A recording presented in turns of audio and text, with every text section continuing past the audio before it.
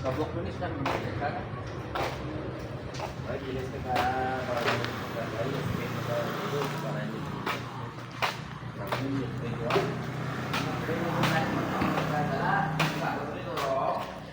Magandang umaga po. Hindi ko nakapagsalita kayo na dahil may bisita kasi si bro ko. Kaya ito na ngayon yung bagong building niya. Ililipat dito yung mga paninda niya mula doon sa kabilang pwesto. Dadalhin na yan dito kasi nakabili na siya ng lote dito sa napakalaki ito. Halos 500 square meter ito. Bali yung 500 square meter na ito, niya, pinatuyuan ng building ito na. Nililipat na yung mga paninda niya dito. Malaki na, naubos na dito. Napakalaking building itong ginawa niya na halos yari na ito. Pwede na malipatan. Ito, napakalaki. Mabuti ito, sarili niya. Kasi ito sa kabila, bali renta lang yan doon. Malaki kasi renta doon buwan-buwan. Kaya naisipan nila na lumipat dito.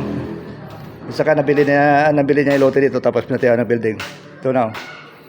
Napakalaki, 500 square meter ito. Ito na lang sa likod. Hindi konting ayos-ayos na lang ito. Matapos na ito siguro. Ito. Kaya kami napunta dito dahil may mga event yung mga anak namin na mag-graduate na dalawa kong lalaki.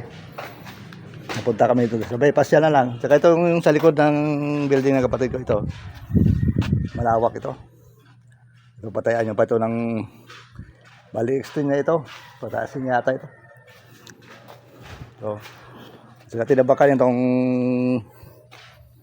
bahay dito na pinatayuan na tinabakan ito ng tinatawag na lupa, yung dilaw na lupa, yung buga. Buga tawag yan. Buga. Tapos meron ng tambak nito. Grabe tambak po. Ito dito extend ito sa likod oh. Bali pala yan yung sa likod na ito. So sa likod na lang ito sa kanya sa dito sa harapan. Tapos na yan dito.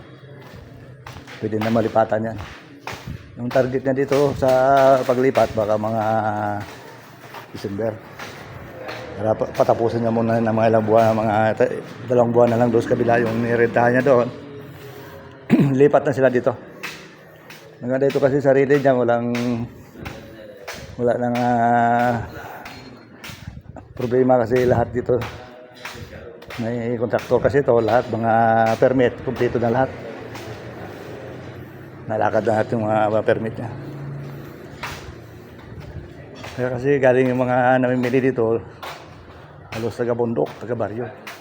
Daanan din yung kalsada na yan. Dito, dyan sila dumadaan yung mga namimili. Oh. Halos mga taga-baryo. Kasi marami din baryo ito sa dumaraw dito. May walking distance na yung lalaga, yung doon sa piston na mula dito. Hanggang doon. Napakalaki. Napakalaki ng piston niya dito. Ayan. Pwede na lipatan ito.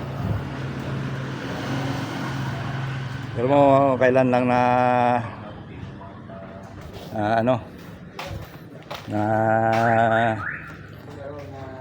nakapwesto yung kapatid natin.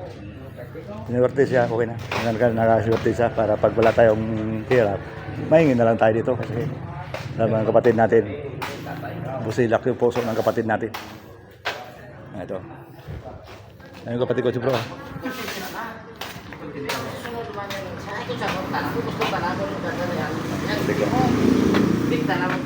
Medyo mano na yung ngiti niya dati, malungkot yan dahil sa sakit na, pero parang nawala na yung sakit niya. Masaya na sa lagi dahil niya. Lagi lang nakasimangot yan kasi may konting naramdaman sa katawan, pero ngayon okay na. So malapit na ito matapos. Dito nagpapahinga kami dito, galing pa kami sa lugar namin. Mamaya uwi kami pag matapos na event ng mga ticketing ko doon. Kaya ito. Ang ganda ng kanya dito. Naulan eh. Naulan. Isprayan ko pa yan. Nakalinis yun ba? Mura na ba? Speak.